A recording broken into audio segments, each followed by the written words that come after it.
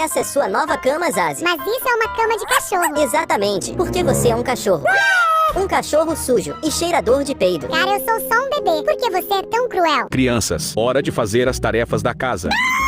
Titio, eu tenho uma pergunta. Pode mandar, Zazie. Cachorros também arrumam a casa?